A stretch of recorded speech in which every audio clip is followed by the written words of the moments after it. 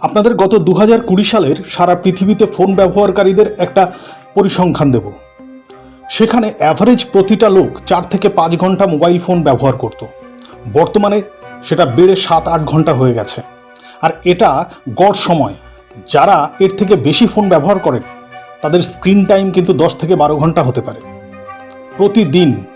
এটা হঠাৎ করে এত বেড়ে যাওয়ার কারণ? এর কারণ হচ্ছে তখন ইনস্টাগ্রাম রিল, ফেসবুক রিল এবং ইউটিউব শর্টস ছিল না। সোশ্যাল মিডিয়া প্ল্যাটফর্ম গত 2-3 বছরে অনেক পরিবর্তন হয়েছে, অনেক বদলে গেছে।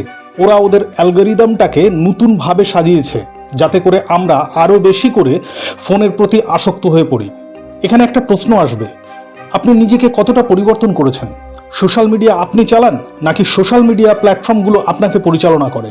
এটা আমাদের কাছে একটা মারাত্মক চিন্তার বিষয়, কারণ আমাদের দিনের গত 24 ঘন্টার ভিতরে বেশিরভাগ সময়টা ফোনের পিছনেই চলে যায়। আমরা সবাই কিছু না কিছু করতে চাই, নিজের নাম করতে চাই, দেশের সবাই আমাকে জানবে, চিনবে, আমাদের দেশের নাম সবাই জানবে, সারা পৃথিবীতে আমাদের দেশের নাম ছড়িয়ে পড়বে। আমরা আমাদের দেশের জন্য অনেক ছোট ছোট কন্ট্রিবিউশন করতে পারি, কিন্তু 8 থেকে 10 ঘন্টা ফোনের পিছনে লেগে থাকলে কি করে কন্ট্রিবিউট করব? আমরা যারা সাধারণ লোক তারা বলি দেশে চাকরি নেই, সবাই বেরোজগার, চারিদিকে দ্রব্যমূল্যের দাম বাড়ছে, দ্রব্যমূল্য আস্তে আস্তে আকাশ ছোঁয়া হয়ে যাচ্ছে, দেশে গরিবের সংখ্যা বাড়ছে। কিন্তু কখনো কি ভেবেছেন এগুলো তো সমস্যা ছিলই, সাথে সাথে মোবাইল ফোনের অ্যাডিকশন একটা মারাত্মক জায়গায় চলে যাচ্ছে। এটা একটা মারাত্মক চিন্তার বিষয়। আপনার শরীরে, আপনার মাইন্ডে, আপনার পুরো জীবনের উপর এটা একটা বিশাল প্রভাব বিস্তার করছে। আমরা এখন কেউ সামান্য 2 মিনিটের জন্য শুধু শুধু বসে থাকতে পারি না। অটোমেটিক্যালি আমাদের হাত ফোনের দিকে চলে যায়। আমাদের ভিতরে এতটুকু ক্ষমতা নেই যে আমরা 2 মিনিটের জন্য নিজের সাথে সময় কাটাই। ঠিক এই কারণে আমাদের প্রতিদিনের যে কঠিন কাজগুলো থাকে সেই কাজগুলো করবার ক্ষমতা আমাদের আস্তে আস্তে চলে যাচ্ছে। আমরা সেই কাজগুলো করার ক্ষমতা হারিয়ে ফেলছি। আমরা যদি সামান্য 2 মিনিটও আমাদেরকে সময় না দিতে পারি তো নিজেদের জানবো কিভাবে? সোশ্যাল মিডিয়া নামেই লোককে জোড়ার কাজ করে। আসলে এটার জন্য আমাদের আপন লোকেদের থেকে আমরা আরো দূরে চলে যাচ্ছি। সবার ঘাড় ঝুলে যাচ্ছে। আমরা যেদিকে দেখব সেই একই চিত্র। সেটা 2 জনে বসে আছে, 3 জনে বসে আছে, ফ্যামিলির সাথে আছে, রেস্টুরেন্টে আছে, বাসে, ট্রেনে, সবার ঘাড় ঝুঁকে আছে। আমাদের মেরুদণ্ড বেঁকে যাচ্ছে, দেহের স্ট্রাকচার বদলে যাচ্ছে। ভবিষ্যতে এটা আরো ভয়ঙ্কর আকার নেবে। ফোন বিজ্ঞানের দান, কিন্তু একটু চিন্তা করে দেখবেন এটা আমাদের আরো কত আবিষ্কারকে আমাদের জীবন থেকে মুছে দিয়েছে। আমাদের এখন আর ঘড়ির প্রয়োজন হয় না, চিঠি লেখার প্রয়োজন হয় না, ডাক ব্যবস্থা প্রায় উঠেই গেছে। রেডিও, টেপ রেকর্ডার, ক্যাসেট কিছুই নেই, টর্চ এখন আর লাগে না। প্রতিবেশীদের ভালো লাগা, ভালোবাসা সব হোয়াটসঅ্যাপে হয়। লোকেদের কাছে সময় নেই, আমাদের সময়ও চুরি করে নিচ্ছে। ছোট ছোট ছেলে মেয়েদের শৈশব চুরি করে নিয়েছে, পরিবারের একতা ছিনিয়ে নিয়েছে, রাতের ঘুম, দিনের শান্তি সব নষ্ট হয়ে গেছে। আমরা দিনে দিনে জীবন্ত লাশে পরিণত হচ্ছি। আমরা সবাই লেগে আছি কি করে আমাদেরকে আরো ভালো দেখানো যায়।